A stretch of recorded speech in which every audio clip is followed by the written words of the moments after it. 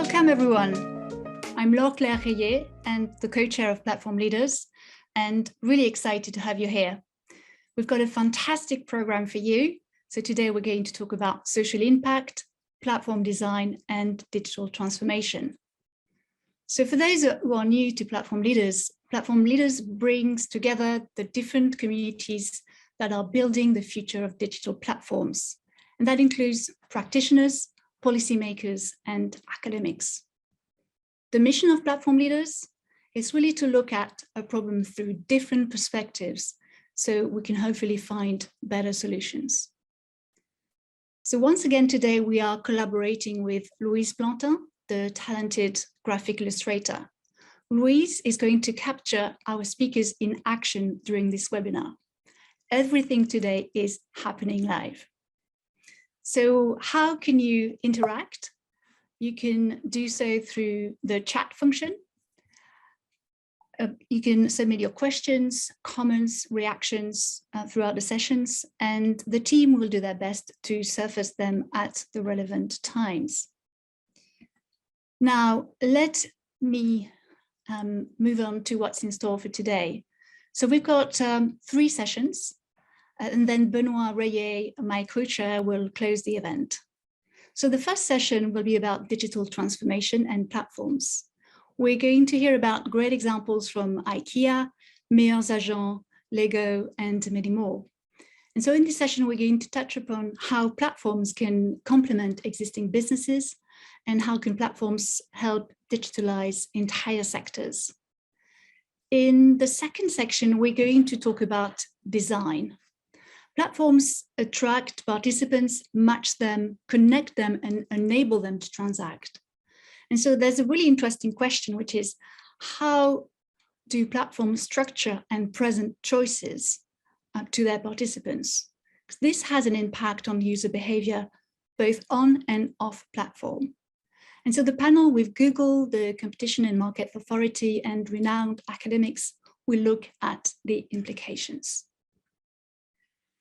So, and then finally, to conclude the event, we're going to have a fireside chat with Chris Tsakalakis, the CEO of Kiva, the microfinance platform.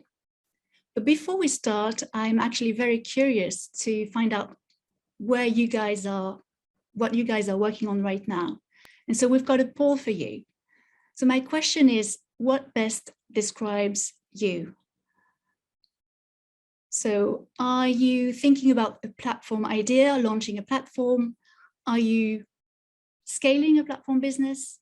Are you working for an established platform business? Are you working for an established company? Are you involved in platform regulation, competition, or lawmaking?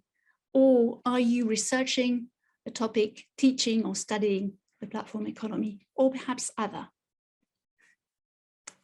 Okay. Just looking at the results, and it's really interesting. Usually we have a kind of balanced mix. I think today we have a lot of researchers, academics, students interested in the topics, and perhaps it's a sign of our times. You know, these are very, very important questions, and lots of people thinking about this. So that's fantastic. But now let's move to our first panel of the day, which is about digital transformation and platforms. And let me introduce Jennifer Schenker, who's going to be our moderator for today. So Jennifer is the founder and editor-in-chief of the Innovator, a leading publication about digital transformation. Jennifer is an award-winning journalist and has written extensively about the platform economy. Jennifer, over to you. Welcome. I'm Jennifer Schenker, editor-in-chief of the Innovator, and this session will focus on digital transformation and platform strategy. What's the link, you might ask? Well, most companies have figured out by now how to digitize at least part of their business operations and service offerings, but many are struggling with what might be called digital transformation 2.0, if and how to leverage digital platform and ecosystem models for their industries. Companies are asking, how do I create a core platform that will deliver on the promise of exponential growth? Network effects are very tricky. So companies need to learn how they can work in this new world of ecosystems, which requires a completely new way of dealing with customers, partners, and traditional competitors. Platforms represent a big change in the way industries have traditionally been organized, and first mover advantage is important to an environment where the winner often takes all. Many of you have probably seen the statistics. 7 of the top 10 most valuable companies globally are now based on a platform business model. Companies like Apple, Google, Amazon, and Alibaba have used the model to grow exponentially and grab significant market share from established firms. Although the bulk of the power in industries is likely to shift to ecosystems, all is not lost. Experts say established companies have the chance to create platforms of their own, or at the very least, to become part of another platform's ecosystem. But every firm needs to understand platforms and figure out their place in the industry structure that's coming. So today's panel will focus on concrete examples of platform strategies and network effects. It's my pleasure to introduce our panelist, Christoph Heyn, Senior Vice President for Product Manager at IKEA, Marie Taillard, a professor at ESCP Business School, and Thibault, Remy, CEO of Meilleurs Agents. We welcome questions from the audience. We will try to get to them if we have time. So please pose your questions in the chat. So let's dive in now to the panel. And I'll start with you, Christoph. Please describe how and why IKEA adopted an analog platform business way back in the 1970s and how it has mirrored that approach in the digital world. Yes, happy to, and thanks for having me, Jennifer and Laure and others. So happy to share a little bit from our journey from an IKEA perspective, certainly with a rich history of 75+ years in the retail space. And as you mentioned, Jennifer, even though platform sometimes seems a bit of a word and concept du jour and something very recent, actually back in the days in the 70s, we developed the concept of building shopping malls, shopping centers, actually around IKEA stores. And what very few people realize these days, Inca centers, as they're called right now through different brands like Rietveld, et cetera, throughout the world, is now one of the biggest shopping center businesses out there in the world, with 45 shopping centers globally, 370 million visitors a year, and ultimately going back to the very simple concept to say, we have to create a platform of really creating a visitation business, of bringing customers to a place that they're interested in, with a wealth of offers, a wealth of different opportunities, services, products being offers. And in that, IKEA being a very integral, central part of that. So very much with the promise of a long-term investment, the long-term idea of investing into something that will give us durable visitation, durable interest, while certainly having our own opportunities right in the center of that. So that's a bit of an example, I think, that I found fascinating now working in the digital components from a platform perspective of IKEA, that is not as much of a recent concept, but something we've built on for many, many decades in the past quite successfully. Can you just as a follow-up, can you talk about how the company is using its new omni-channel approach to kind of add to your offerings? Yes, happy to. And I think happy to share, I think, as part of the large transformation that we're in right now from a sustainability perspective, from a digital transformation perspective, certainly have started to leverage, to your point, platform opportunities across the board. And a couple of pointers I would give. On the more recent side, as many of you might heard of, we acquired actually a platform services company, TaskRabbit, in 2017, certainly with the understanding that while we already had made a great impact in our customers' lives in living a better life in their homes, we certainly had the opportunity to also leverage the strength of platforms from a services perspective more integrally into that opportunity space. And TaskRabbit has really been a great addition, from not just a brand and perspective, but certainly also from from a thought leadership perspective and what platforms can mean to us from an IKEA perspective, can mean to our customers, and how it can be actually, create benefit to both a company that we acquire, but certainly to the larger ecosystem that we see ourselves and feel ourselves into from an IKEA perspective. The other example I would give is really about sustainability. It is very important for us to also transform our company right now in a sustainable centric type of way. We announced that we're planning to be fully circular by 2030.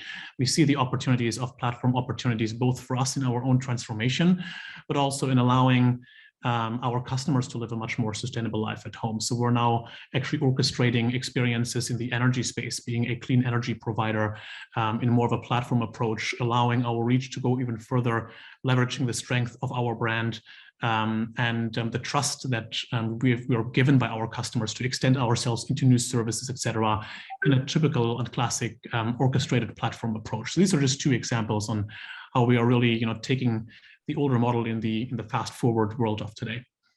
And so, in the TaskRabbit example, just for people who don't know, how are you integrating that into your offerings to give the customers a better experience? Yeah, no, it's a very good question. I think ultimately we see a huge direct integration into our core business. So thinking about IKEA as an omni-channel, a retailer that we are these days, certainly TaskRabbit can provide our customers with services that make us much more accessible in terms of delivery services, build-up services, removal services, also really powering our circular flow of goods as well. So some of these services being very close to our core in the furnishing retail space that we have historically played in. But then also I think we certainly see the large opportunity for us, having always had the vision to truly enable our customers to live a better life in their homes, which is a very broad statement that goes beyond just providing furniture, that we see the opportunity to leverage the strength of a P2P service such as TaskRabbit to help our customers with all kinds of tasks in their daily lives that make it more simple and more affordable to actually help them to live a better and more sustainable life at home. So it goes from being close to core to actually being quite far away from a services perspective these days. And one of the things that TaskRabbit allows is, help for those of us who are all thumbs in trying to put together your furniture. so that's an obvious value add. And then the thing I like about the other example about offering energy services, the juxtaposition of the two examples is, in one case you acquired the company, in the other case you are actually partnering with an outside startup that sells a physical product, solar panels, but that helps you with your objective of being able to offer sustainable electricity services to clients. So it's a good example of different ways that you could partner in the ecosystem. So thanks. And let me now turn to you, Marie. Lego, another Scandinavian company, has also managed to build an ecosystem in a very creative way, and you're currently writing a white paper about it. Can you tell us what you think is interesting about the Lego Ideas program and what others might learn from it? Absolutely. Thanks, Jennifer. Thank you for having me on the panel. Thanks also to Launchworks, to Laure and Benoit for inviting me. Lego Ideas, really interesting example of a platform. Let me give you a little bit of context. Lego, obviously what we call a legacy company dating back to 1932. Legacy as you can get, with plastic bricks and sort of the old-fashioned toy company. One thing that many people don't realize about Lego is that it's a brand, a product that attracts also a lot of adults, in addition to its core customers of children. Lots and lots of adults throughout the world who are absolutely fascinated with Lego and who build with Lego and who've been doing it for decades. They're called adult fans of Lego. They actually have an acronym, which is AFOLs. They call themselves AFOLs, and Lego recognizes them as AFOLs. They've been studied by academics and by people at Lego very, very thoroughly in terms of their culture, their norms, and so on. So very well established. They do lots of interesting things. They have meetings in person, but they also have virtual communities and are very active. They produce things. Some of them actually publish a magazine, a monthly magazine about their builds. They exchange ideas. They get together to compare their models and so on. So very active. That's the point I'm making here. A very strong community with a very strong sense of belongingness, a very strong sense of wanting to be closer to Lego. They know Lego inside out. They are, very, very aware of the business, their competition, and so on. So that's the community on the one hand. Lego, of course, going through digital transformation, finding new ways of connecting with its customers and of doing business, very aware of their competition, brands coming from China and throughout the world that are competing against Lego. And so what are they interested in? They're interested in innovation. They need to compete with new products, new ways of thinking about play, new ideas, and so on. And so open innovation obviously is part of their strategy, and they tap into this Lego ideas, this Lego community. There's a community there that's ready, excited, passionate, and wants to contribute. And so about 13 years ago, Lego created Lego Ideas, originally on a platform called Kuso. It was a Japanese platform that was a little clunky, had all sorts of issues with it, but grew into what is now called Lego Ideas, which is basically a platform where fans, the AFOLs, can submit builds, models, and need to get 10,000 votes from other fans before they enter into a vetting process whereby Lego is internally going to decide whether that particular submission, that particular model will be produced for sale or not. So it's kind of a pipeline process, first getting 10,000 votes, and then once they have the 10,000 votes, it goes into the Lego process of yes or no, this makes sense for us to produce. And then when it is in fact produced, Lego then takes it to market. So really, really interesting model there of a platform that really taps into an existing community. So I know one of the questions you're going to be interested in finding out is network effects. In fact, they haven't had to deal with the sort of typical network effects challenge, because the community was there ready as a whole in a way to get working with them. Mm-hmm. And what sort of special issues arise around this co-creation, if you will? Yeah.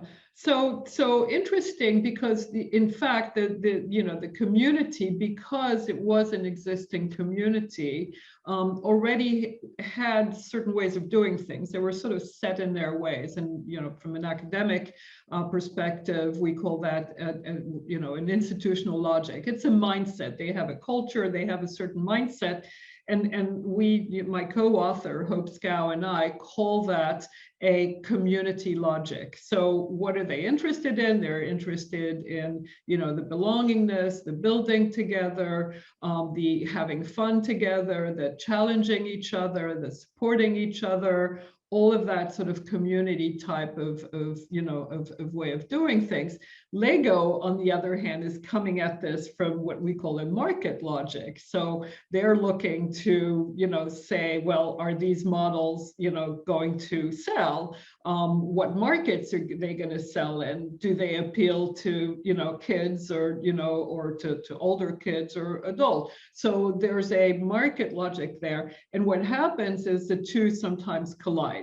And there's some really, really interesting interactions that take place on the platform where you see this conflict at times really develop. And so we think that there's something there that's important for brands to understand, which is when you're tapping into whether it's a community or individual consumers wanting to interact on a platform, they're going to come into the platform with a different mindset, with different expectations, different norms, different ways of doing things, and brands should be aware of that. So this notion of a clash of logics, for lack of a better word, I think is something that brands need to take seriously. Super interesting. Thank you so much, Marie. Thank you, Jennifer. Thibault, let's move now to you. Can you describe how your company, Meilleurs Agents, pivoted its model towards a platform business model and how your company has benefited from network effects? Yes, of course, Jennifer. Happy to do that, and welcome everyone. Happy to be there.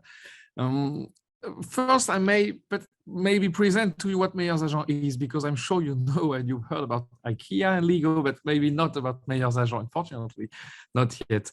Well, basically, we're a French digital platform. Now we know that we're a platform. I'm going to get back on that later.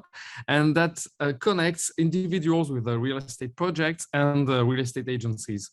And how we do that, we developed state-of-the-art tools to be able to put a price on each and every property in France, so that everyone can follow the price indices and prices of their own property, make estimations.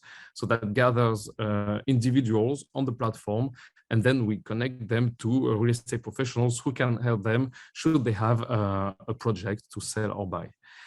And so Meilleurs Agents has been founded 12 years ago. I joined them 11 years ago. And at the very beginning, we didn't know we were a platform. And so the way we were transacting, the way we were developing the business was mostly on success fees. We were connecting people. And once an actual sale happened, then we had a kickback on the commission of the agencies. And so that were success fees. And then we started, we tried to think for 6 to 7 years, how can we scale up this business? How can we find the proper business model? And the first image that came to our minds, basically to Sébastien de la Font mind, which was the founder of Meilleurs Agents, he said it's a bridge.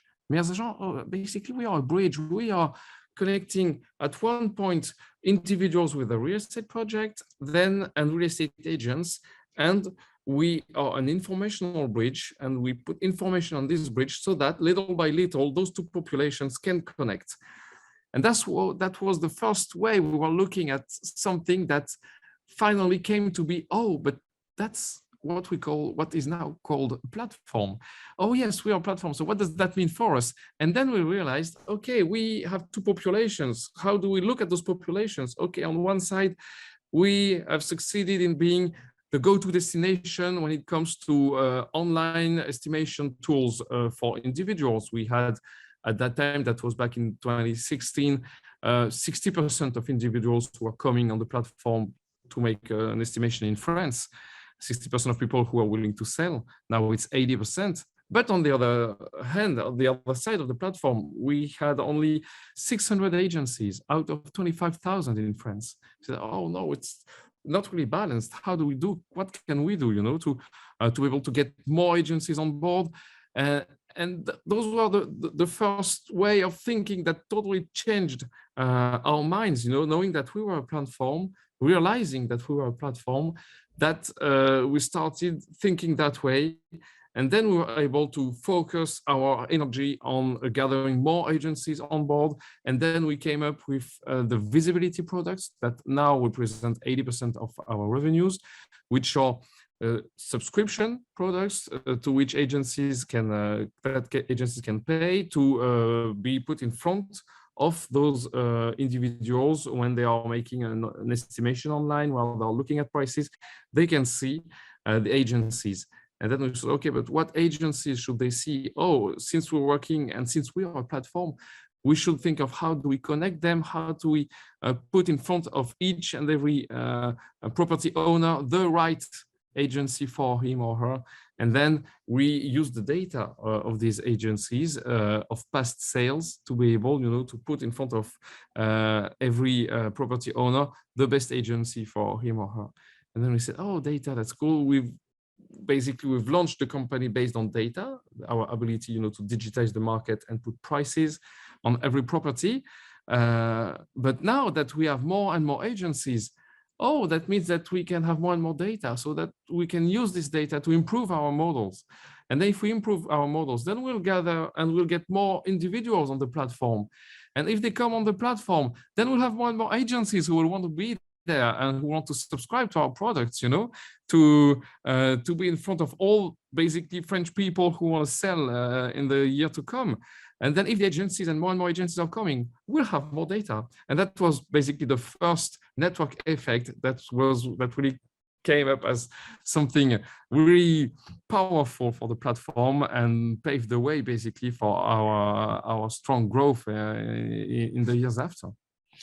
Thank you, Thibault. And I think you've really illustrated the merits of kind of owning the customer journey, because you're taking complex issues and helping the customer solve them, and also helping the supplier solve them as well. And so let me now turn to the other two panelists and ask you, what are the merits of owning the customer journey? Do you want to go first, Christoph? Yes, happy to. And I love that you say merits, right? I think too often do you read about the concept of right to play, and ultimately it's all about earning the right to orchestrate, earning the right to own the customer experience. It is the customer that decides, and certainly the rest of the partnership ecosystem also, that give the right to play in this. So I love the angle that you're taking on here. And I think this is what it comes down to. And I think when we look at this from our lens, from an IKEA perspective, is that radical look truly at the customer and centering your development of products and services around very specific and tangible customer needs. And I think that's where we are, quite lucky to have a rich history in developing physical furniture with the concept of democratic design that we've shaped in a radical customer-centric way. And we're taking the same approach now also for our platform models. And, with the desire to certainly, be the orchestrator, and us being very confident that we can be that, but certainly also with a lot of humbleness that we know that it takes a lot in terms of customer centricity and the orchestration of making something that is very complex to the customer these days, and to make it very simple. That type of simplicity gives you the merits to play, but also pushes you as the orchestrator, certainly to a new level of decoupledness, to a new level of maybe taking risks in a way that you haven't taken necessarily before. So I think that ultimately I would say is, like, when you ask what it takes to earn the right to look into the merits of owning the customer experience, that is a constant process, and will need to always be revalidated over time with the customer. It's something you can earn, it is something that you can lose. And I think that's something we're certainly always very acutely aware of in our development model, and us being very customer centric certainly is the core cornerstone of that strategy. Thank you. Marie, would you like to give us your perspective on that? Yeah, absolutely. Well, the first thing is I want to echo Christoph's points. It is very much, the customer journey is very much about customer experience. We think of the customer journey as an aggregation of touch points.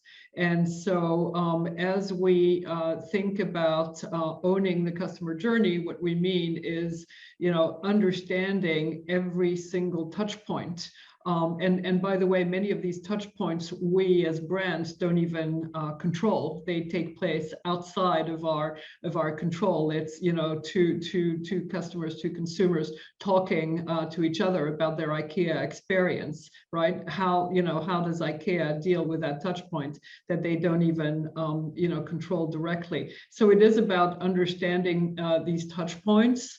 It's about being able to optimize them. How do you optimize them? By having, you know, good data that you can use in order to, you know, understand, you know, how to make the experience better for consumers. But another aspect of it is the holistic journey. And again, you know, when we teach customer journey as a framework, we use it. You know, Christoph used the word cornerstone. Really use it as a pillar for pretty much any sort of strategic thinking, whether it's in terms of communications, in terms of omni-channel, retail, omni-channel, any opportunity you have to build an experience with consumers, you're going to use that journey. So it really becomes a way to think about, you know, how do we collect data, and how do we use this data to make sure that we can, you know, be present for customers wherever they want to be, talk to them wherever, whenever they want to talk to us, and so on. So it's absolutely critical to the entire consumer-centric experience. So some companies don't want to adopt a platform business model unless they're the orchestrator. Is it worth being a part of a platform if your company is not calling the shots? Thibault, do you want to take that first? Let me unmute first. Yes, happy to do that. You know, we see that because we also came in the real estate market to digitalize a little bit this overall sector. And we still see today, you know, traditional real estate agencies saying, all right, are we becoming platforms? Do we change our business models and the way we're working to look like more of the platforms that just were launched, you know, a couple of years ago?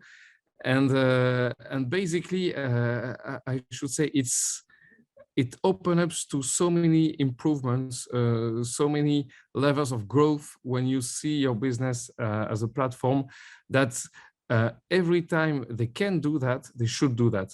But I would say that it's not for every company to be a platform or to be able to become a platform. So they should not do that because this is, you know, the trendy thing to do, or because this is, you know, what probably the shareholders will look for when they do. I'm looking at my ecosystem, you know, of startups and scale-ups, because that's what shareholders are looking at, and VC funds. It's just that if you happen to be able to have a choice in your business model between the transactional one, between a traditional one, and the platform model, then of course you should go for the platform model. But if your business model, the sector, basically what you're building now, or your company cannot, you know, comply with such a model, then you should not force you into something like a platform. Okay, great, thank you. And so let me turn to you, Christoph. So obviously, with your company's size and weight, you know, you are the orchestrator of your network, but you have to convince partners to join. You need to work with the startup community and others, and convince them to be part of the network. So what is the pitch? What are the keys to, you know, making sure that you have the right partners and that you're a good partner to them? Yeah, it's a really good question, right? And I think ultimately, how we are now all certainly looking at this is, you know, certainly being customer centric to start with, but then also you have to deeply care about your partnership ecosystem at the very same time, right? And this is something I think new to many companies that are looking into platform opportunities, to kind of look a bit what initially feels a bit like backwards or into a direction that might be unfamiliar. And I think that is, you know, quite important that you have the angle on both sides. We still strongly believe from an IKEA perspective, having the opportunity and the reach and the trust of hundreds and millions of customers that trust us in their lives at homes. That gives us a beautiful opportunity to play in a much larger role and to actually be of service to our customers in a much wider way, thereby also enabling access between trusted partners that we believe should earn the right to connect to our customers, and vice versa, for us to provide a much easier, connected, orchestrated experience back to them. So ultimately, it has to provide benefit tangibly for all three parties, for the partnership ecosystem, for the orchestrator, and then certainly for the customer to start with. But it needs all three, right? And I think that's a very important recognition that cannot be forgotten in an ecosystem or platform play. Thank you. Marie, would you like to add to that? Yeah, I mean, I think the idea that you have to be the orchestrator or there's no point is the wrong idea. I do think that we're moving more and more towards ecosystems where there are new win-win opportunities for all different participants. And I think the orchestrators know that. They know they need partners, and again, if they want to build a cohesive and consistent customer journey, they're going to need to bring in partners in order to make that happen. So I think there's lots and lots of ways in which partners can contribute to an ecosystem without being the orchestrator. So don't think that you need to run the show. It's also part of a sort of broader logic, that is part of digital transformation. I mean, digital transformation is sort of the underlying idea here, which is that brands lose control, right? In the digital world, you are no longer 100% in control of what your customer is going to say about them, about you, of their experience. And so, being willing to lose that control and accept that it's going to happen, then makes it easier to open up to other partners, right? Whether it's consumers or partners in the ecosystem, you're not fully in control as you were in the sort of traditional, economy. It's a super important point. Thank you for bringing that up. So I also wanted to ask, for the conversation about platforms first surfaced, some experts and some people in the media were taking the position of like, oh, well, traditional companies should just be like Google or be like Amazon or be like Apple. And of course, you can't flip a switch and on a big traditional company with a lot of legacy systems and ways of doing business and change like that overnight. So I would love to have each of you give some practical advice to companies that are considering adopting platform business models, about how they should be thinking about it, and how they can do this operationally. And Thibault, I'm going to start with you because we have a question from the audience about what specifically are the capabilities that enabled your company to be able to really leverage the increasing amounts of data and use that as a strength?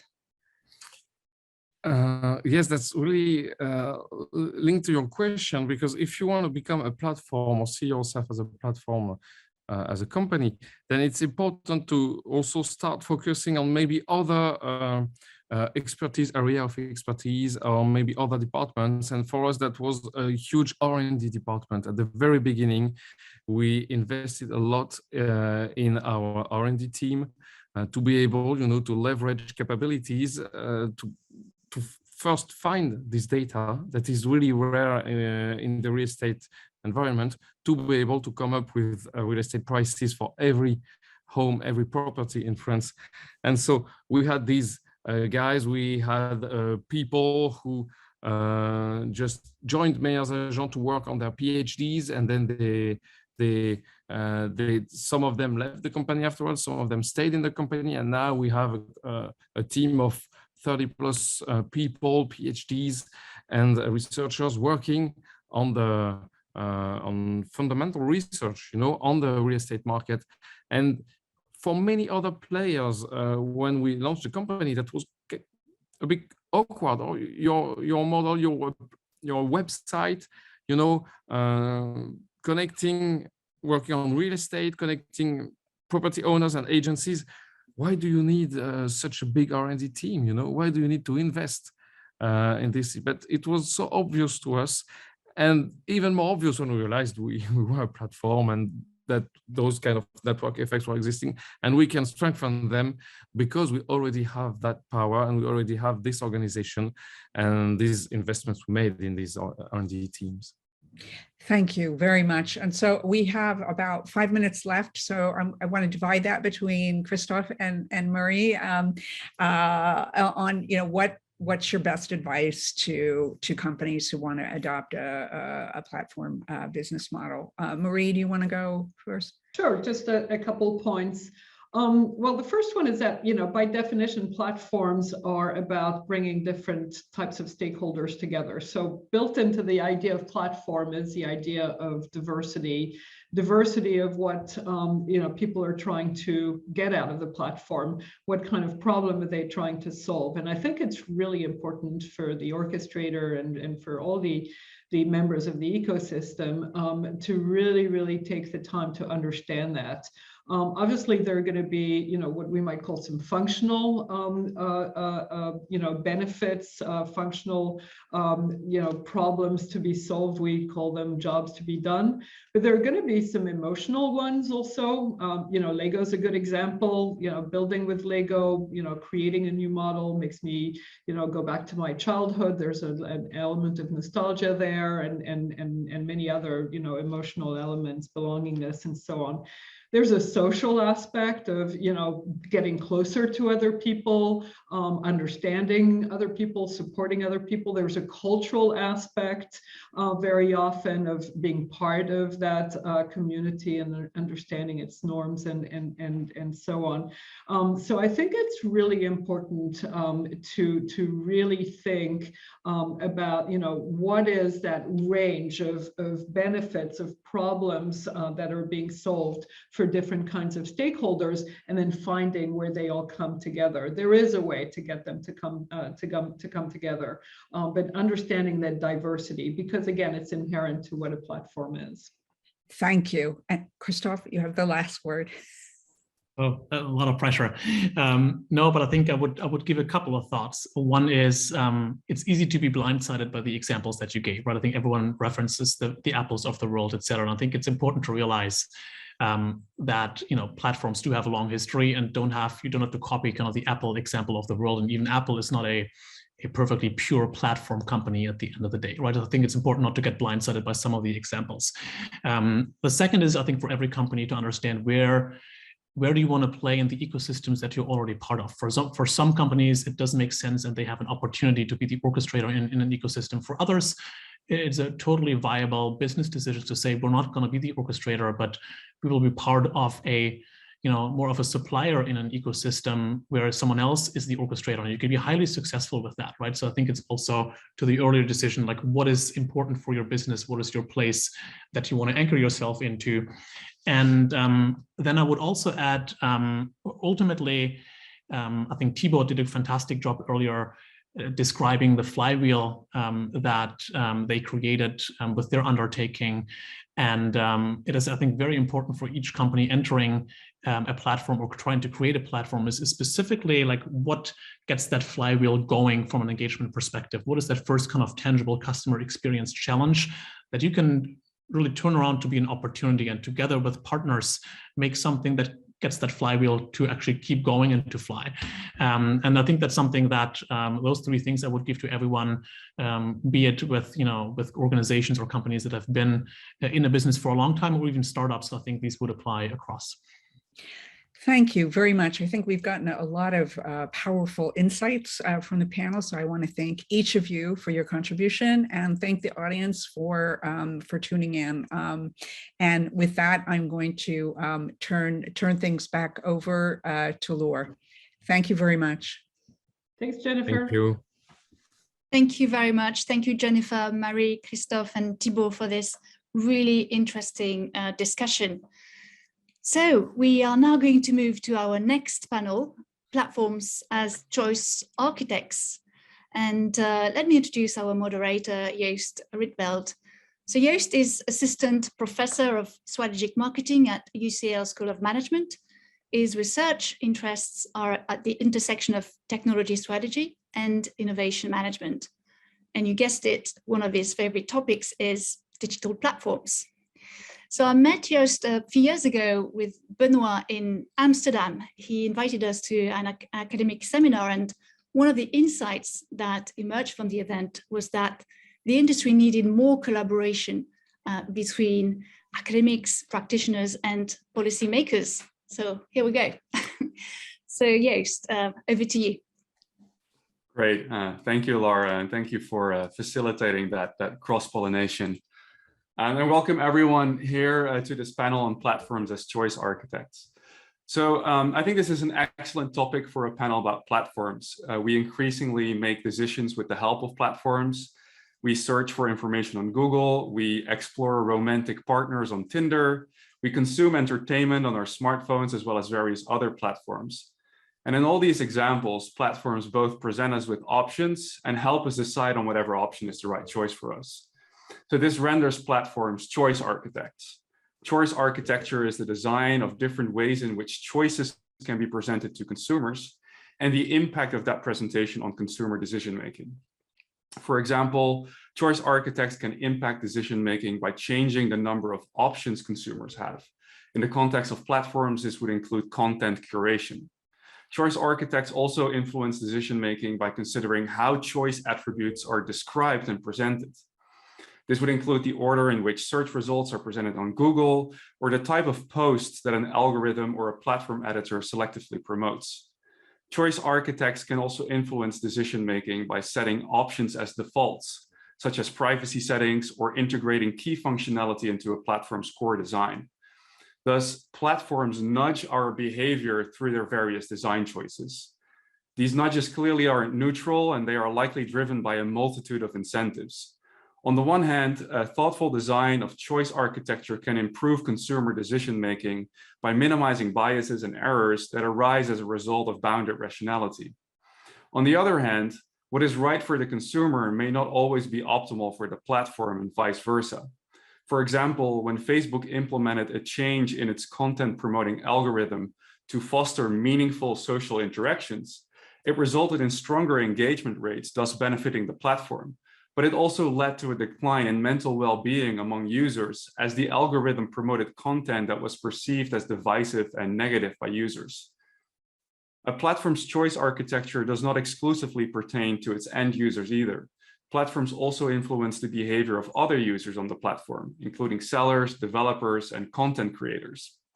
For example, by giving social performance badges to microfinance institutions, Kiva can nudge these institutions to shift the composition of their loan portfolios.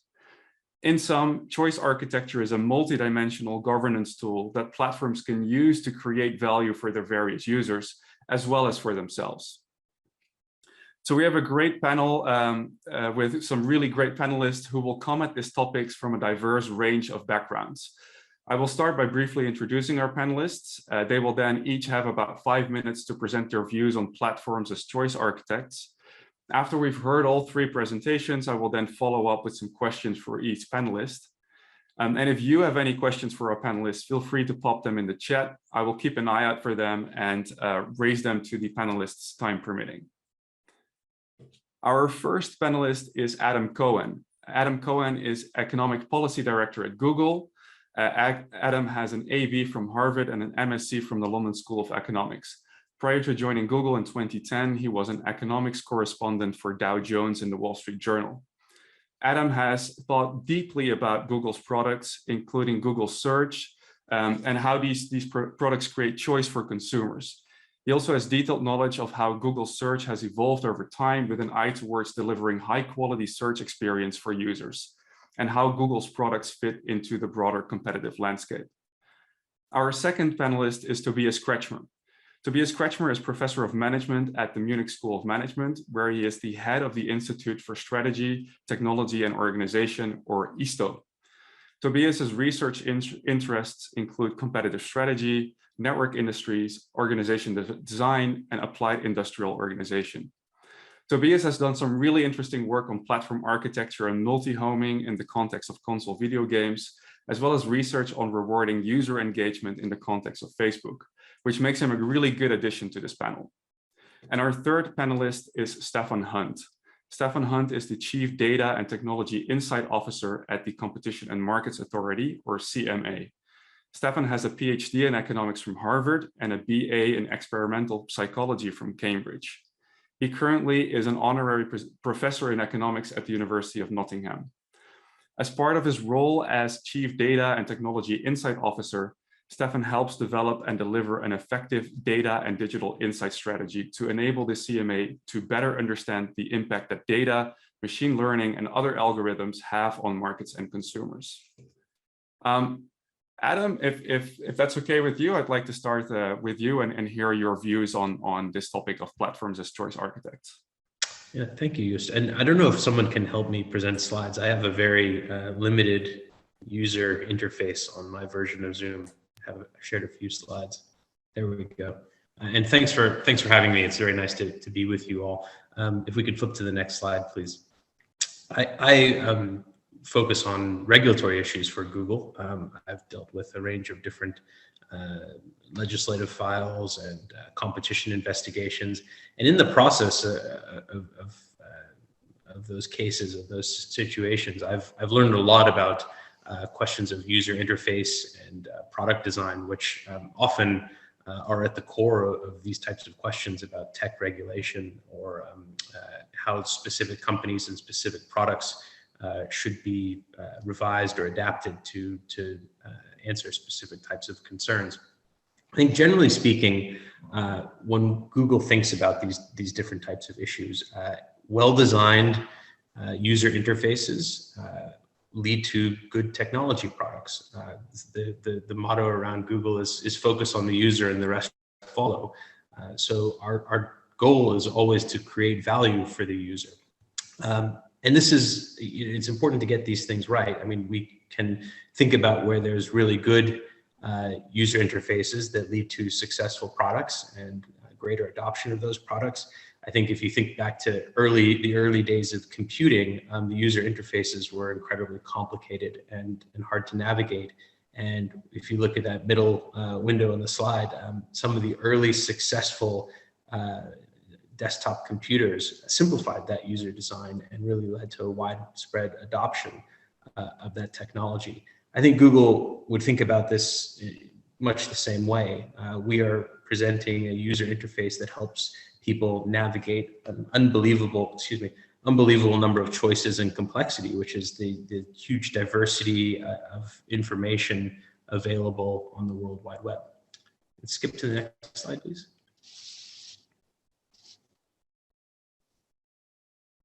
So as users are navigating technology, we do have to think through the choices that they're presented with, the choices that they might want to make, the choices they might not want to make, and reckon with the fact that they're going to have to potentially make hundreds of different choices in very quick succession as they're using increasingly complicated technology products. This creates an obvious need for us to grapple with questions like, when do we present choice? When is a specific set of choices required? What do you do about defaults? All of these types of decisions have to be made when you're designing technology products. If we go to the next slide, please. And we have to also recognize the fact that these types of choices can increase friction and decrease the usability of a product. Just to think of an example, if every time people are now paying with their phones, tokenized credit cards, if every time you tap your phone on a payment terminal, your phone beeps and says, do you really want to pay with this credit card? That increases friction. That type of choice might actually, remind you that you have more than one payment instrument that you can use, but it can also irritate you and reduce your ability to use or your desire to use these different products. So this matrix is a way of thinking about this. We can, if you look at the x-axis, This is really about the relevance of the choice to the user. How important is this choice going to be to them? If you look at the y-axis, you can think about a measure of that friction that I described, where the user sees increased friction and where there might be a lower friction or a less intrusive approach to presenting that choice. Our general view is that where you have forced choices that aren't very relevant, it is a turnoff to the user. Where you have forced choices that are helpful, it increases value. So I can think of the green boxes. You can think of some examples like a seatbelt warning in a car. That's a successful forced choice from our perspective. We go to the next slide, please. So this is just something for folks to think about. We can talk about it. I don't want to take up too much time, but when we're thinking about that trade-off between friction and relevance, what are the frequency of choices we'll be presenting? What type of UI does that entail? How complex will it be? How accessible and understandable is it going to be to the user? How important is this choice going to be if we're going to create a moment of friction, if we're going to present some type of choice screen, or we're going to force the user to consider various options? What are the costs and the benefits involved in that? That's something that our designers are thinking through and testing very rigorously for everything that we design. Just one last slide, thanks.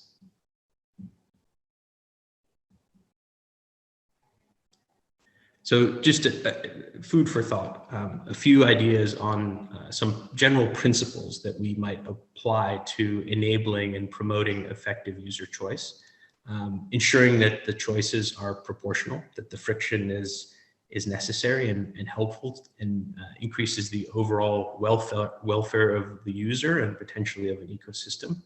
That two, and this is critical, that choices be comprehensible and understandable to the user, that they're not overwhelming, that they're not deceptive, certainly, but that they help increase information that's flowing to the user. And the last one is we would think that choices should be made in the right context. So when you're using a particular product relevant to your goals, are we presenting a choice that's going to be relevant in that particular moment?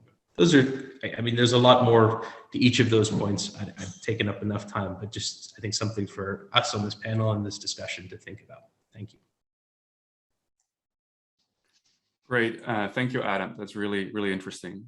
So before I ask questions, I'd like to hear from all three of the panelists. So I would invite Tobias to present his views, if that's okay with him. That's perfectly okay with me. Thank you very much, Joost.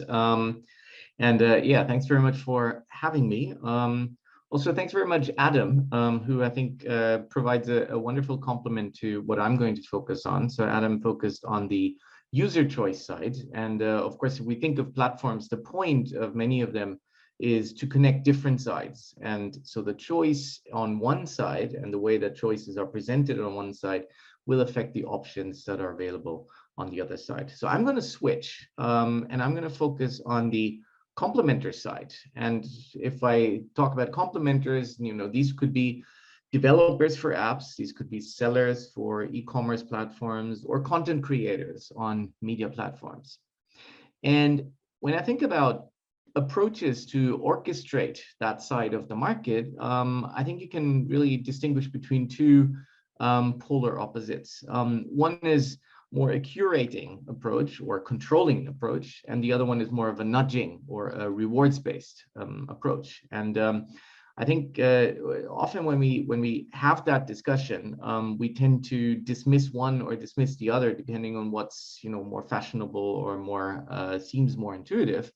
I'd like to kind of make the point that both, I believe, are intuitive. Both can make sense depending on where you come from and what some of the key assumptions are about the operations of the platform.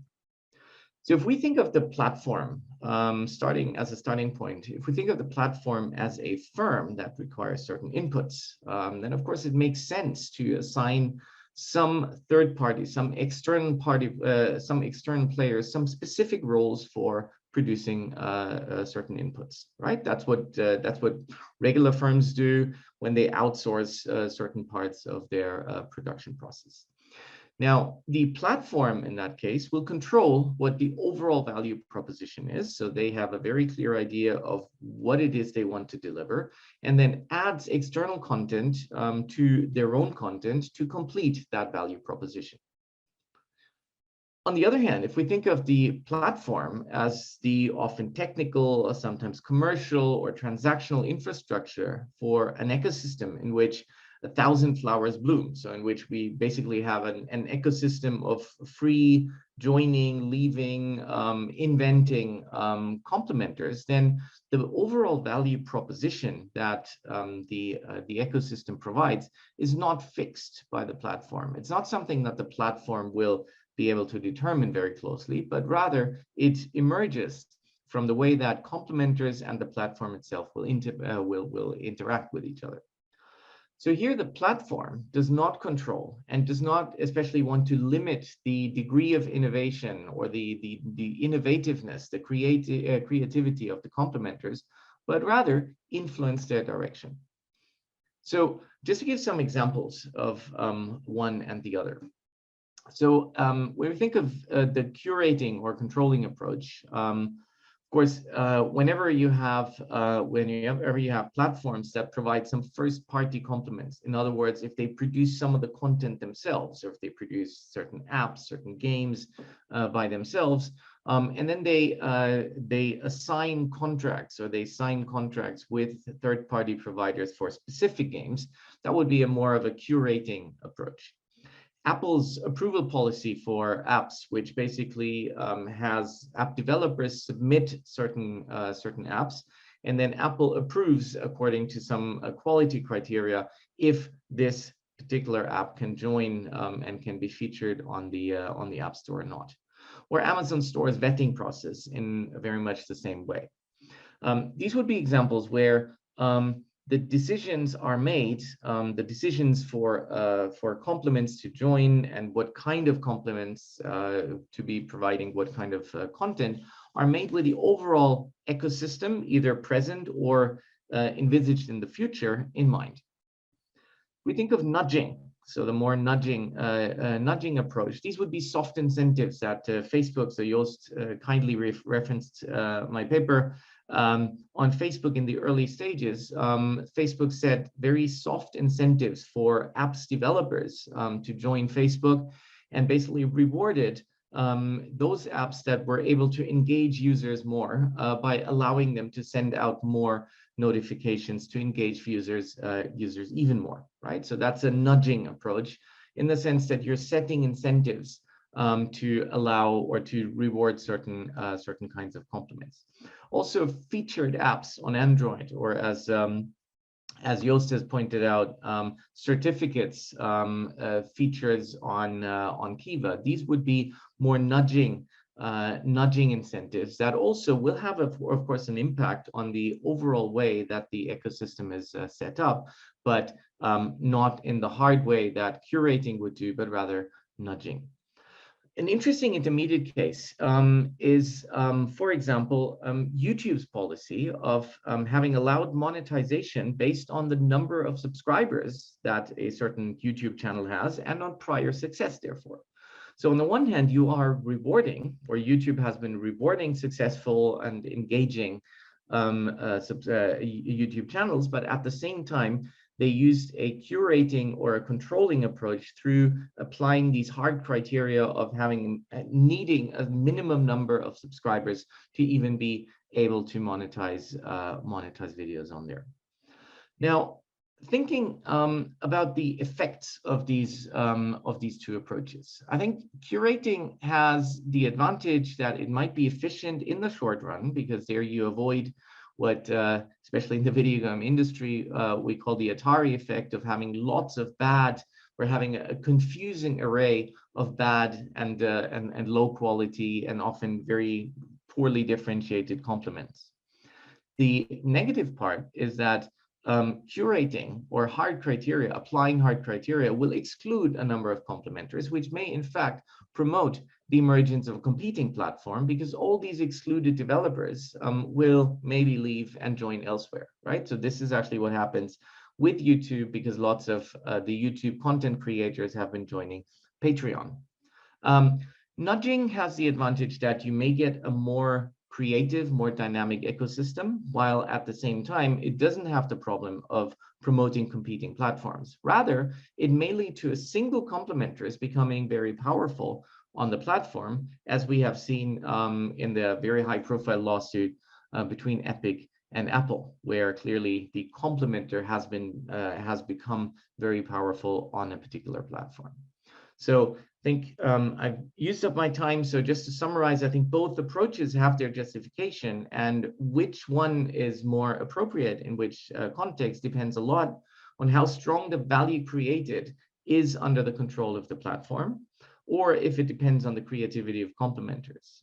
And secondly, it depends on the importance of constant renewal. So that would speak more for nudging, or a stability in the ecosystem, which would speak for more curating. So thanks very much. Great, thank you, Tobias.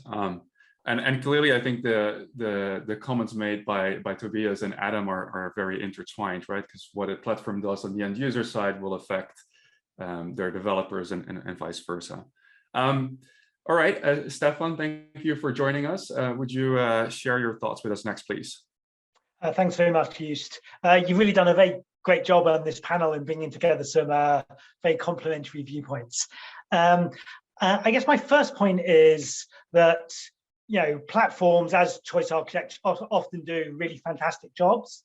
I just had to set up a new Android phone just last week as a new work phone, and it was a fantastic experience. The only thing that wasn't great was the security part that my owner organization had put on. That was the only thing that was a bit glitchy, but otherwise the choice architecture was, yeah, it felt really good from a user perspective. You know, I'm a huge fan of Amazon, as I'm sure you all are, and especially knowing how to navigate their choice architecture, I find it incredibly useful. Nonetheless, organizations like mine, so competition and consumer agencies, think about choice architecture really quite actively. So, to give some example pieces of work, at the Competition and Markets Authority, we did a big piece of work on digital advertising, focusing on Facebook and Google recently, and that's focusing on search, social networks, and digital advertising. We're currently undertaking a piece of work on mobile ecosystems, focusing on Apple and Google, and that's on the competition side of, or primarily on the competition side of what we do. There's also a lot of work on the consumer side as well. So we've done work on hotel booking platforms, car hire, and other work as well. And obviously what we're concerned about is potentially harmful online choice architecture. There's loads of great stuff, but we care about the stuff where we think that there may be harm to consumers, and potentially we can make things better.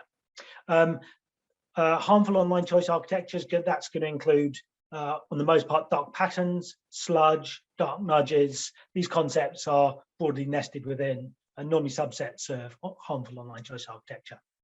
Now, part of the context of us caring about platforms as choice architects is there's currently proposals in the UK that there will be a new digital markets unit, and that there's going to be some ex-ante regulation of large technology firms. So obviously within that, the DMU, which is currently in shadow form, will need to be thinking and understanding choice architecture. Now, again, lots of positives, but we care about harm that can occur in 3 different ways. So one is choice architecture can distort consumers' decision-making directly. This is known in consumer law as sort of transactional decisions, and it can lead them to purchase unsuitable or unneeded products, spend more than they want to, receive poor value items or service, or search less for alternatives.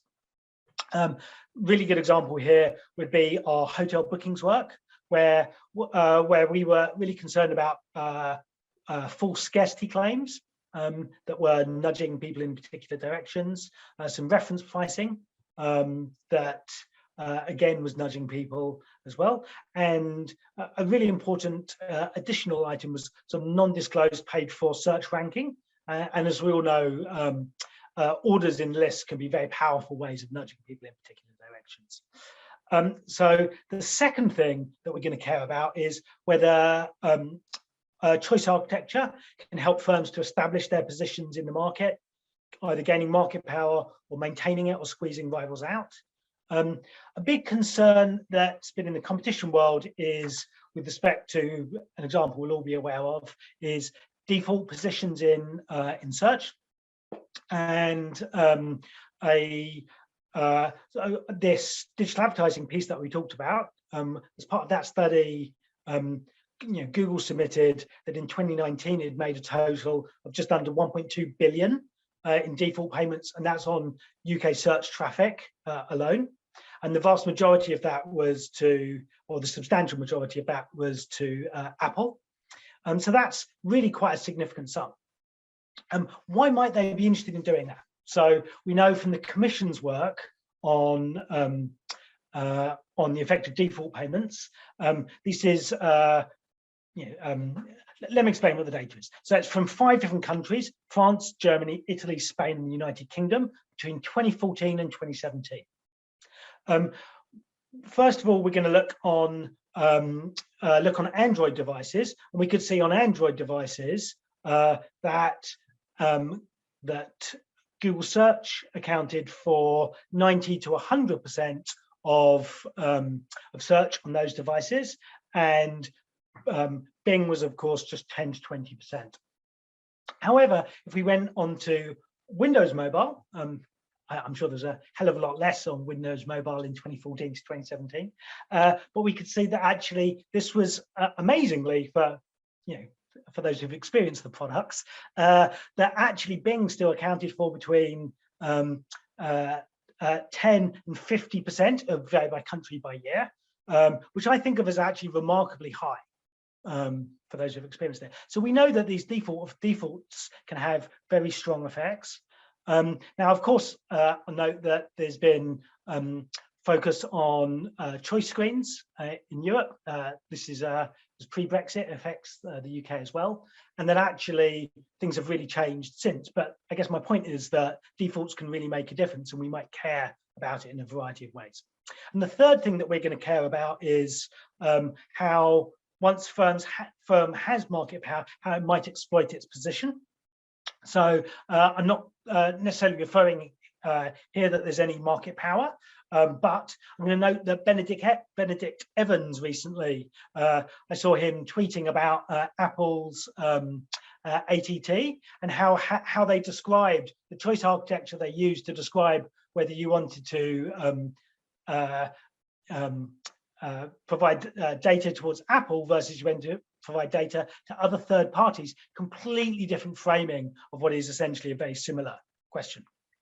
So I've just got a couple more points, then I'll finish up. So one is, so to the extent that the platforms have got choice architecture that we might care about, what can we do? Well, there's a variety of things we can do on the consumer and the firm side. I'm just going to focus on a couple of them that I think are quite interesting. So one is, currently BEIS is consulting on some potential changes to the law. So this would be banning certain classes of dark pattern. Another interesting proposal comes from Lauren Willis, the Loyola Law School, and she's focusing on the idea of performance-based consumer law.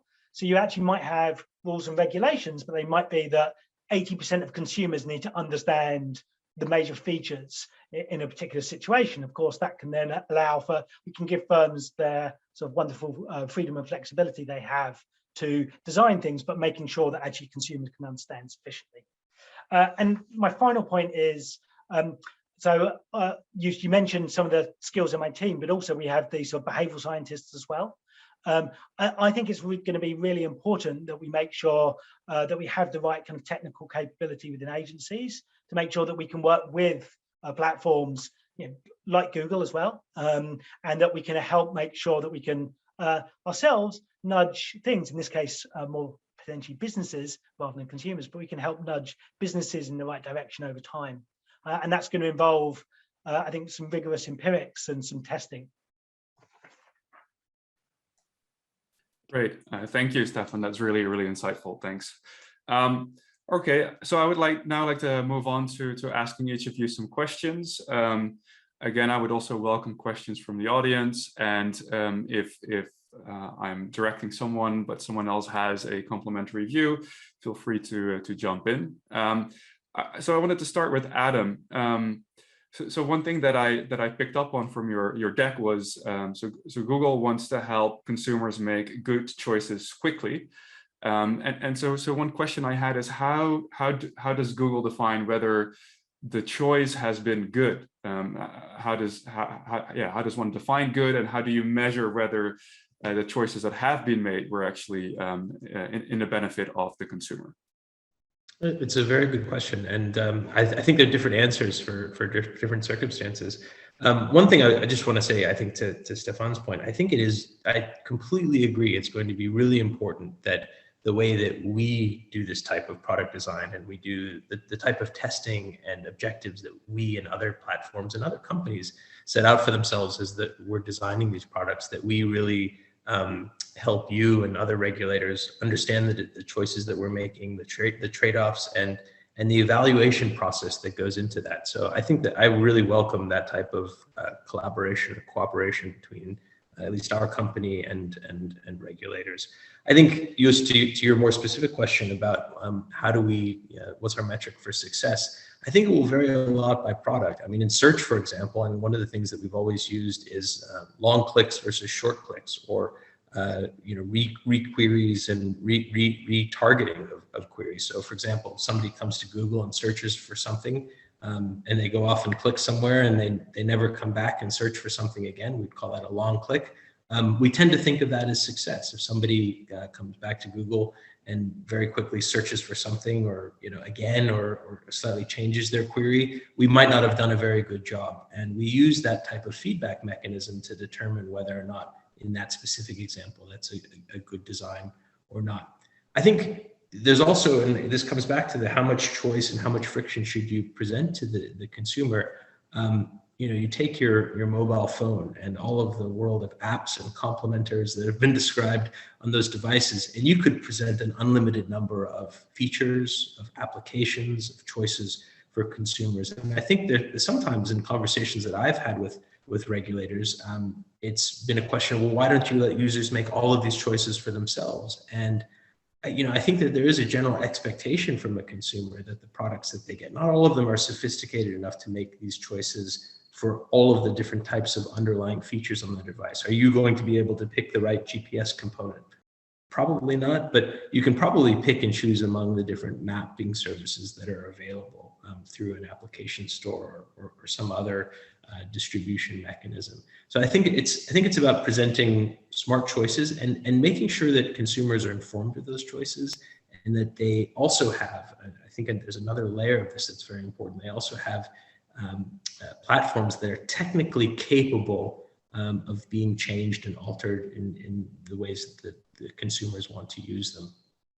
One thing that comes to mind talking about defaults, Microsoft devices do not come with Google search pre-installed. They only come with Bing, which is to contrast with Android devices, which can come with multiple search engines pre-installed, and including having rival search services sit right there alongside our own. One thing that's interesting is that for Bing, the #1 search query globally is Google. So I think that gives you some sense that users do have the capability of overriding some of these choices, particularly when they feel that they're not made in their interests or that they don't suit them very well. Great, thank you. That's an interesting anecdote to end on, but you're right. So one of the points that I also wrote down is I think you're probably constantly presented with kind of presenting choice with avoiding choice overload. And you briefly touched on that, and I imagine that to be a very wicked, challenging problem for any tech company.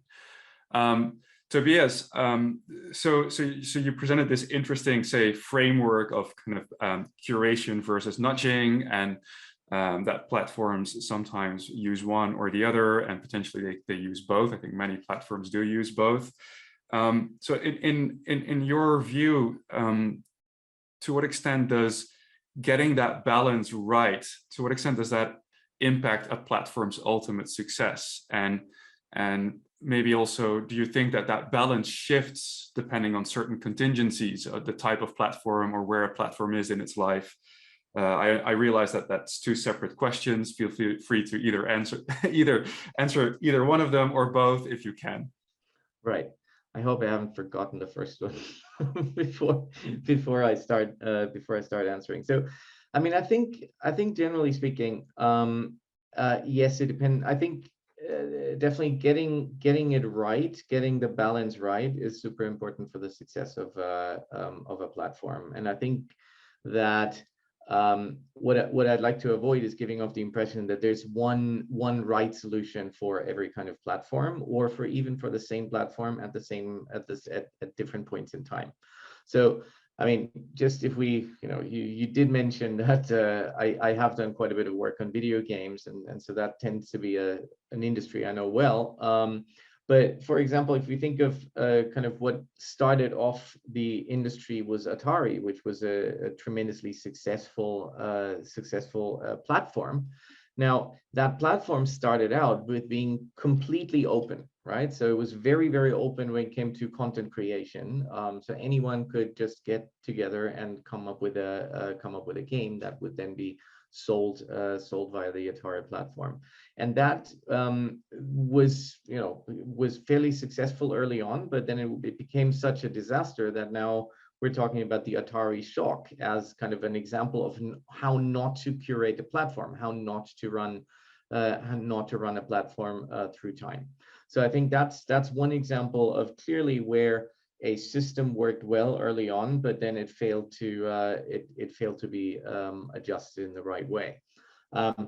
Thinking of Nintendo had a tradition, or had a common practice of having a very large share of curated content in the early phases of their life cycle, which I think was necessary to establish an ecosystem, to establish sort of the parameters of the ecosystem. But then after a while, clearly the model by which Nintendo was managing their platform changed significantly, and so there more openness seemed to be the right approach in later stages of the life cycle. So I do think that over time these platforms will change behavior. I mean, for a researcher, this is wonderful because you get all these rule changes over time, which allow you to do wonderful statistical analysis on what effects these rule changes have had, right? So when I talked about YouTube and the rule change, that's something that we're exploring right now. And I think it is interesting that you started out with very liberal rules for monetization of content on YouTube. And then as you sort of let 1,000 flowers bloom for a while, then YouTube started issuing hard and soft nudges, or hard and soft rules for exclusion or inclusion into that monetization scheme. And so this is what we're studying right now, and it seems interestingly that may well have cut out a number of potentially very interesting and very lucrative content creators from YouTube, who then went on to Patreon and basically strengthened a competing platform. So I do think that there's a lot of active management of orchestrating the complementer side, which of course has its partners or its counterparts on the user side, as Adam has explained, right? So there's lots of changes that keep on happening, and I think that's exactly the same at the complementer side. Now, I do think, just to kind of get back to your first question, whether this depends also on the type of platform, I do think so. I have a feeling it does, but I couldn't give you a definite answer of whether transaction platforms would be better off more or less in terms of openness or curating versus nudging. But I think there's a lot of answers to be sought in that domain too. Great, thanks. And obviously that means that there is a fruitful opportunity for future research for folks like you and I to explore further. And also maybe in the case of Nintendo, there might be interesting kind of like platform lifecycle dynamics as well as macroeconomic factors, right? Because Nintendo kind of stepped in the industry right after Atari ruined it for everyone, and so Nintendo kind of needed to make good on behalf of the entire industry. All right, so Stefan, I really enjoyed your remarks, and I potentially appreciated kind of these three indicators for harm that you are looking at with the CMA. So one question that I had is, so how do you measure whether a platform uses choice architecture techniques to kind of serve its own objectives, right? And how do you measure the extent to which this is problematic? You mentioned some examples, but how do we know that this is in fact bad for consumers? And because I imagine it can be quite hard to observe the counterfactual, if you will. So how do you get at that? How do you establish these harmful practices? That's a great question. So it's obviously a very similar question to what you asked to Adam. How do we measure what's good? I mean, so, and I noticed there was a question in the chat as well that really talks about the same kind of thing, which is all about impact on consumer welfare versus profit. So I guess a few things to say on that. So inherently welfare is a multi-dimensional thing, right? Like there's none of us have any one metric, or very few of us, I assume, have any one metric that covers all of our welfare. And so we probably need to be thinking about a few different things that we want to measure. And obviously we need to understand the particular situation that we care about, right? We need to have some kind of model in mind as to what might be going on. Now, I'm going to slightly get a bit academic and geeky, but I promise this is actually practical. When we're talking about the fact that choice architecture works, what we're showing is there's stuff that is not inherently rational that influences behavior, right? So that in of itself shows that we're not perfectly rational, the fact that these things work. So we inherently need some kind of behavioral models. This is behavioral in the sense of behavioral economics, in order to understand consumer behavior. And if we can think about what's best for people, obviously we want a welfare model. So we want some behavioral welfare model to try and understand what's going on. So that clearly within itself has to try to explain how people are making choices, but also how are people making mistakes, potentially, right? And so when we've got that model in mind, we then need to use a model like that will have multidimensional aspects to it, and try to judge whether we think different choice architectures are benefiting consumers or not. Now that sounds kind of hard and it sounds kind of geeky, but actually it can really work in practice. Now let me give an example of where it worked in practice. This isn't a platform example. So many years ago, I was part of a team was responsible for designing a price cap for payday loans. And my job was to design the analysis that we were going to be using. And we really cared about, one thing we really cared about was whether for people who are just on the margin of getting payday loans, were they actually harmed or not, right? And so we thought about it. We understand there's actually one of the real issues from a welfare perspective is whether people are showing addictive-like behavior in the use of payday loans. So we have to think about, for those who know it, hyperbolic discounting and these kind of things. So we've got an underlying model of what might be going wrong or not. And so in this case, we got incredibly good data. We went to the top 36 firms. We used our legal powers. We got all of the loans made over a couple of years in the UK. We matched all the individuals across the 36 different firms. For 11 large firms, we had all of the denied and all of the accepted loans. So we could actually, there was a causal identification technique we could use. And then we matched in the full credit reference agency files for everyone. And then we did a survey on top actually as well. So there was millions of people in our data set. And then actually we had really good rigorous evidence that people on the margin of receiving payday loans were negatively affecting their credit scores by 20%, were actually borrowing more afterwards than less, and then a variety of other measures. So we had an underlying model, we had some good evidence, we could basically show that people were being harmed or not. That's those. Now, you don't need to do as much as that, thank goodness. And often if you've got a good experiment, that's going to be kind of what you need, right? But there's absolutely ways that you can do this stuff in practice, and it really doesn't have to be excruciatingly hard. Great, thanks. Yeah, that sounds super interesting and also super hard. So I want to be mindful of the time. We only have about a minute left. So very quick question, I guess, for Adam. So you've presented some of these things that you think about and that you work on, mostly with regards to Google search, and I know that you've also kind of thought deeply about kind of the competitive landscape when it comes to search. And so kind of in your view, how much do the things that you've presented today kind of really contribute to kind of Google's competitiveness in that search landscape?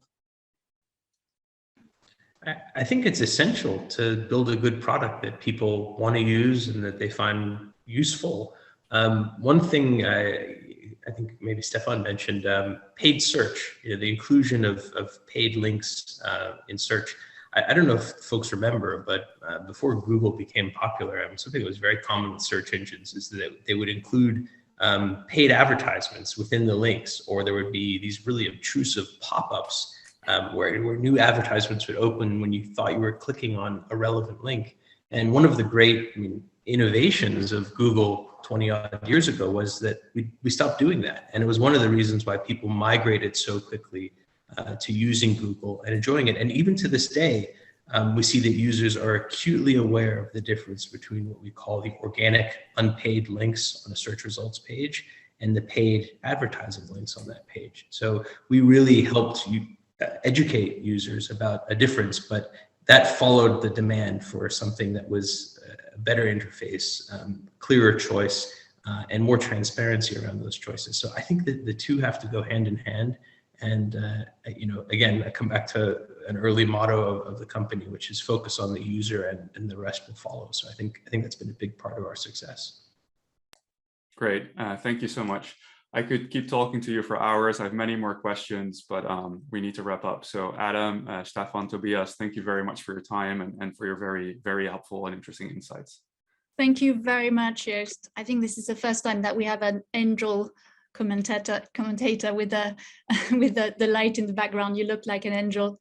And thank you very much, Tobias, Adam, and Stefan, for this really interesting debate. It's fascinating to see how practitioners like Google, but also academics and policymakers think about these issues.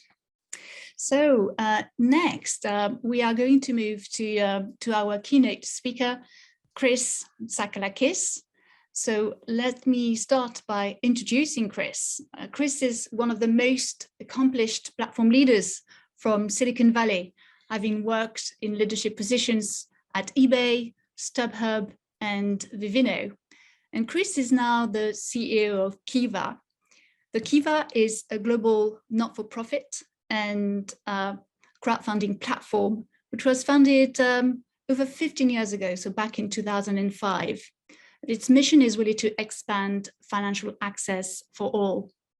So today there's 2 million lenders who have mobilized $1.65 billion in loans on kiva.org for over 4 million entrepreneurs in 95 countries. So these are very impressive numbers. Chris, welcome. Thank you, Laura. How are you? I'm very well, and you? Fine, thanks. Excellent.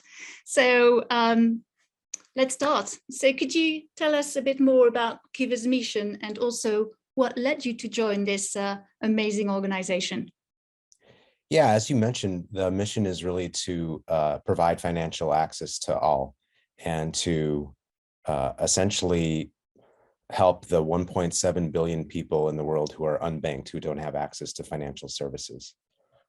I joined because after I left Vivino, I really wanted my next job to be one with a company that had a mission. I believed in something that an organization that would help improve people's lives. And so that was my number one criteria, finding purpose in the next role that I took on. And the number two was really people, working with people that I could that I respect and I could learn from. And I found that in the board at Kiva. Because you have a fantastic tech board.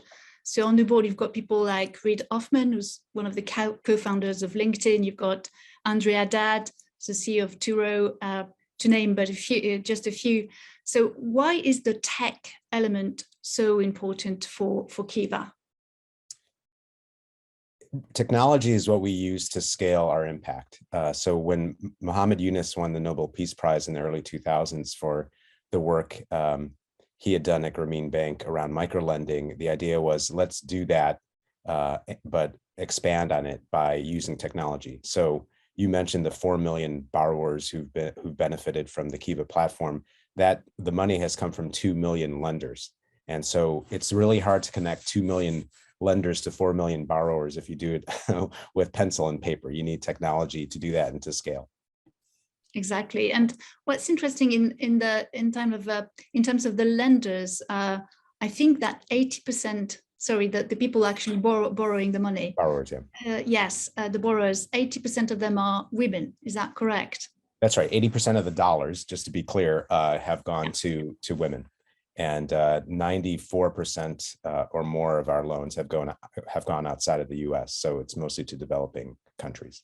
And is there a reason why, you know, there's more women borrowing on Kiva? Because they need it the most. So when we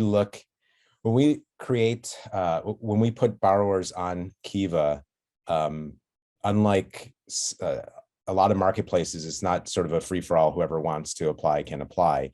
We actually have a group within Kiva that focuses on impact, on measuring impact, meaning the improvement in lives.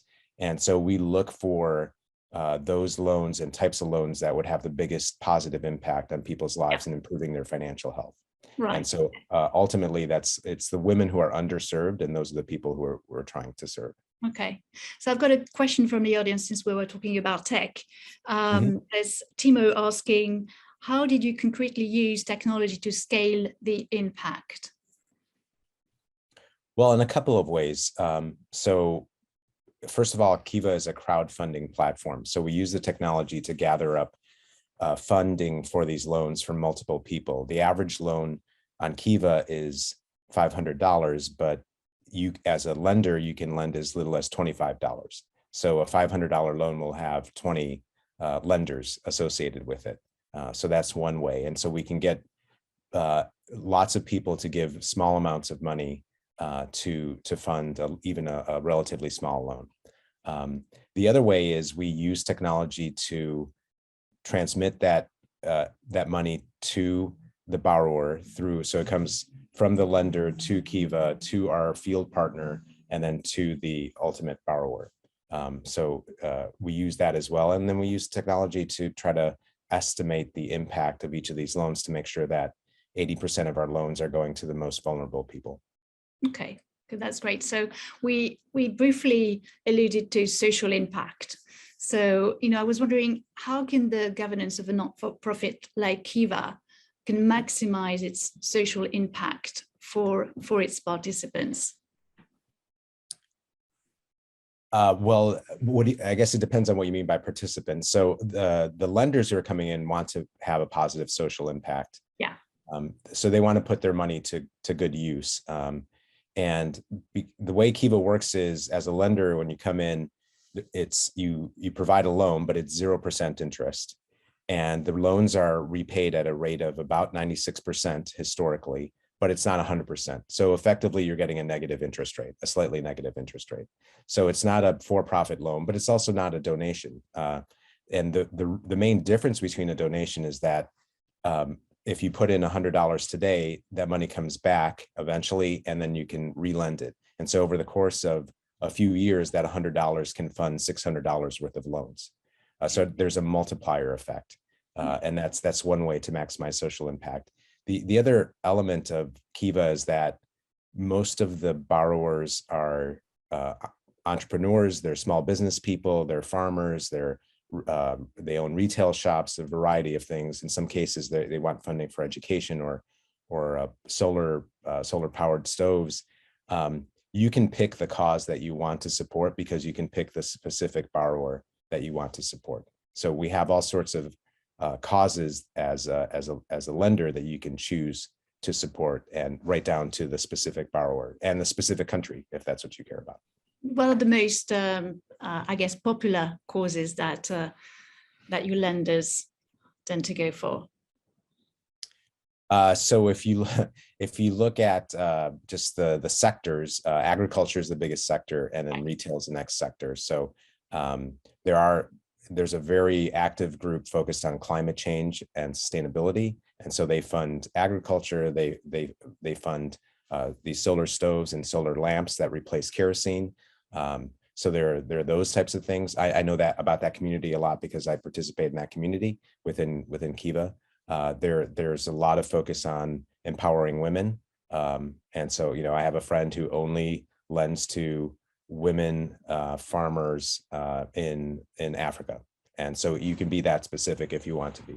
Well, that's great, right? So you could choose exactly your niche and yeah. Excellent. Exactly. There are some people who just collect countries. So they want to loan to as many countries as possible. So yes, everyone can take their own approach. Excellent.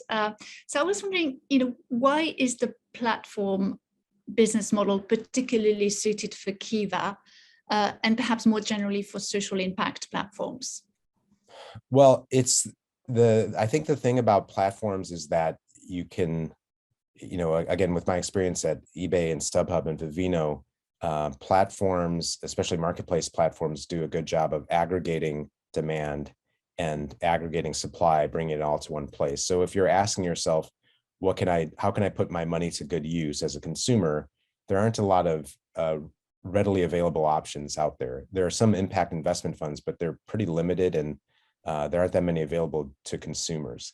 And so if you think about how do I make a positive impact on the world, use my money to do that, and to make sure that money goes further, that's what Kiva does. So in the case of this platform, we're able to aggregate lots of borrowers who we vet onto the platform, and then also aggregate lots of lenders, and then it becomes a kind of matchmaking service like most marketplaces do. So having it all in kind of one place where other people can access it allows for that free flow of capital.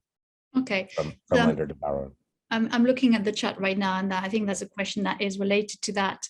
Someone is asking whether you're working with partners, perhaps incubators, accelerators to help the crowd-funded startups.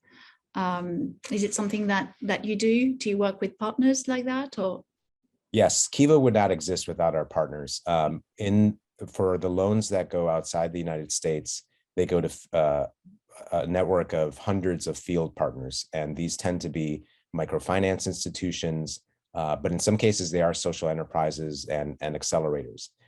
So in some cases we have we raise loans, or we fund loans that go to franchisees of solar distributors. So the franchisee sells solar panels, but they need working capital, and it contributes, and they're getting it from a particular franchisor, as an example.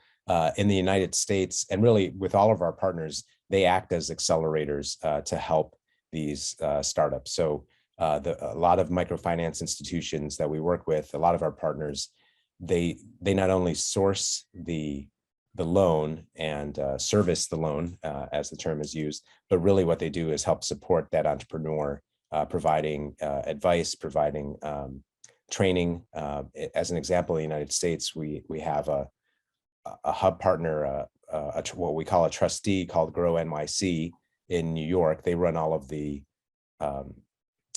farmers markets in New York City, but they train people to become farmers and how to use their farmers markets. And so through them, we've been able to fund loans to farmers in the United States, as an example. So there are many, many examples like that where those third parties are really accelerating, not only helping us find borrowers, but actually helping them be successful. So it's critical. Okay, Okay, excellent. I've got a question from the audience, and they are very good. So just looking at the chat, Chris, there's a question on related to regulation.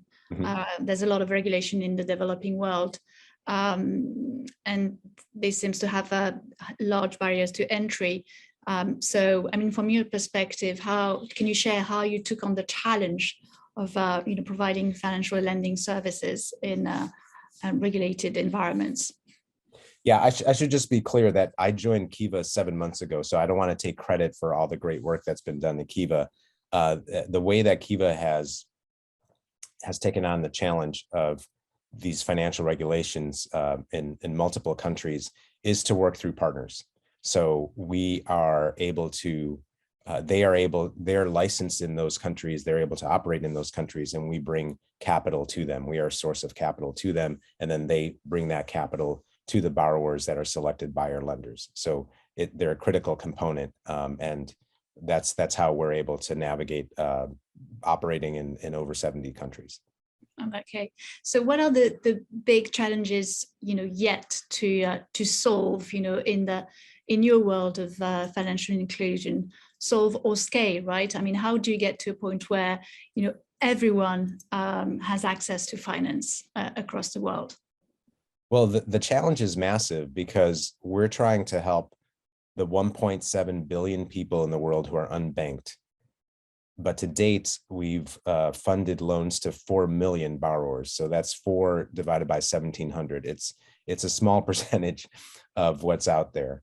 And so the challenge is still massive. And obviously, we don't think we're the only ones who are tackling this or the only ones who can do it.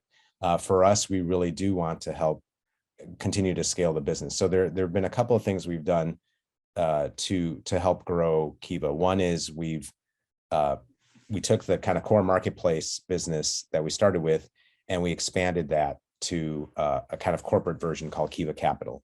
And Kiva Capital is a set of impact investment funds where the money comes in from corporations and foundations, and then that money goes out to fund microloans around the world for specific purposes. The other thing that we've done, that Kiva has done over the last 3 years, is to start an effort to more easily create digital identities, because we found that a lot of our borrowers keep coming back to us because they don't get credit for the loans they get on Kiva, and there isn't really credit history or easy access to other financial services. And so we've created what we call Kiva Protocol, which is a digital-based identity system backed by the blockchain, and that's effectively being implemented at a countrywide scale. So we started with Sierra Leone last year, and this year we're working with Honduras, with the country of Honduras, to actually take their voter registration database, create a digital identity system, and the net effect of that, we hope, will be that any consumer can show up to a bank with their thumbprint and then can open a bank account and start that journey on higher level financial services.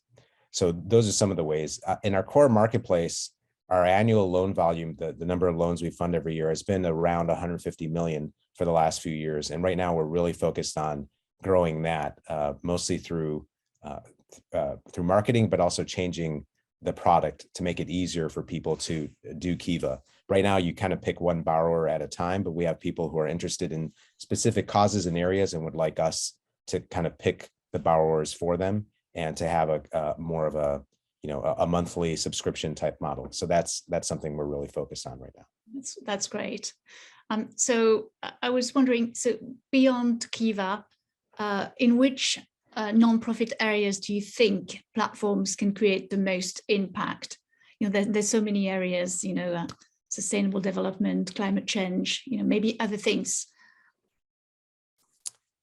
I think in all those areas, I think it's more, I think what platforms, especially marketplaces, do well is they capture inherent demand and they bring it to some place where people can be productive with it. So, in the case of StubHub, there are plenty of people who are interested in buying tickets, but how do we bring them to a place where they can get what they want? And so if we take climate change as an example, we know from our own surveys that it's probably the most popular cause, the thing that people most care about across all age groups. And so there are lots and lots of people interested in that, in helping solve the climate change problem. But if there were a way to, if there were a platform that says, okay, here are all the potential solutions to climate change, and here's a way to fund them, to encourage them, you know, that could be, I think a crowdfunding platform just for climate change solutions could easily exist. There's definitely demand. It's just a question of how do you capture that demand, and then how do you vet the solutions or potential solutions that are out there, so that people trust that an investment that they make will actually have the impact that they want them to have. Okay, so I've got one final question for you, because we're running a little bit out of time. Actually, it's probably 3 in 1 question. But so what would be your advice to entrepreneurs who wish to launch a social impact platform? And also, what can policymakers do to help? And what kind of analysis could academics help with? Well, that's a lot of questions. So yeah, I think, but because we've got kind of the 3 different communities here today, you know, I'm sure yes, indeed. I think for entrepreneurs, it really comes down to the same problem, the same articulation that I have heard for any type of enterprise. Find a real problem that needs to be solved, that is painful now, that needs to be solved. And there are plenty of those issues that seem to be intractable: homelessness, the climate change, as we mentioned. Those are real problems. And then it's a matter of trying to find a solution or a set of solutions that people would be interested in. I think for policymakers, technology can be very powerful in helping people, but at times there are regulations that make it difficult for companies to operate. So in our case, the loans are 0% in the United States, because if they had any kind of positive interest, then they would be regulated. Kiva operate in the United States, but we have lenders from around the world, but we don't market outside the United States because we're not regulated. We're not allowed to. We're not registered in those other countries. People have found us. We haven't marketed to them. So if the registration in those other countries were easier, then it'd be much easier for us to have a much larger audience to fund our loans.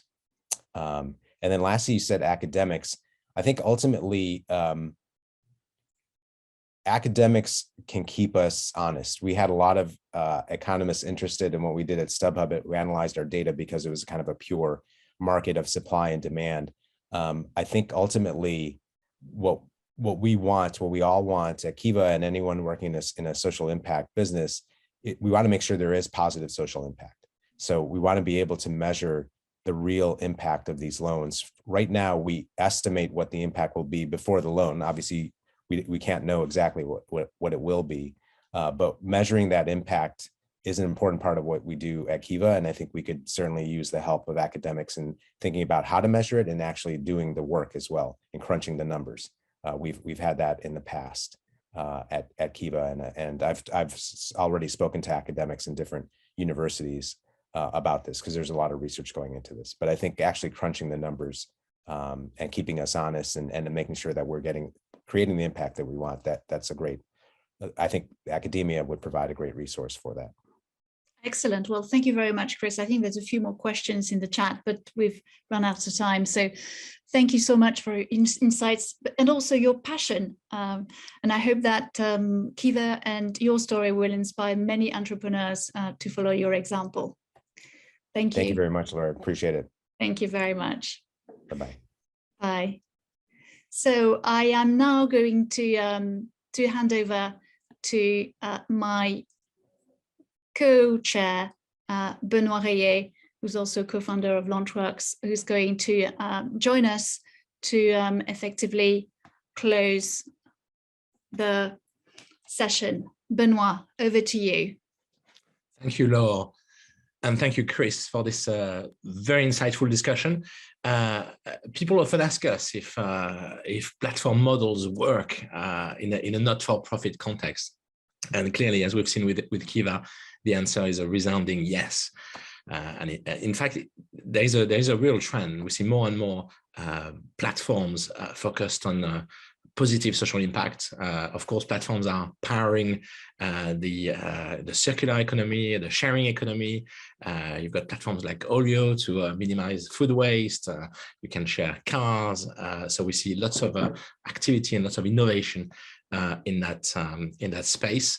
And I love the idea of a platform for climate change and crowdsourcing and maybe harnessing the power of communities interested in this topic. So we need more sustainable initiatives like these. So it's an exciting time when you think about platform thinking. As we've seen in the first panel, lots of established organizations are now embracing platform business models, and not just to replace what they're doing, but actually to complement what they're doing. So we've seen IKEA with TaskRabbit, so adding a complementary service platform to what is their historic activity. And we see increasingly platforms also helping with the digitalization of entire sectors or industries. So you've got fragmented estate agents, and they're increasingly relying on platforms like Meilleurs in France. And of course, around the world, I mean, Zoopla in the UK and Zillow in the US, etc. So platforms are increasingly important. Also for open innovation, we heard about Lego, but many other firms now rely on platform models to bring innovation from outside the firm into the firm. So because platforms are everywhere, and because they help us make decisions, they offer us lots of choices. They've got a big responsibility, and it was fascinating to hear about how Google is thinking about choice architecture and how you want to minimize friction and offer the right meaningful choices. I mean, of course, it's important because the content we consume, the holidays we choose, the house we buy, even the life partner we select, are choices that are important and increasingly mediated by platforms.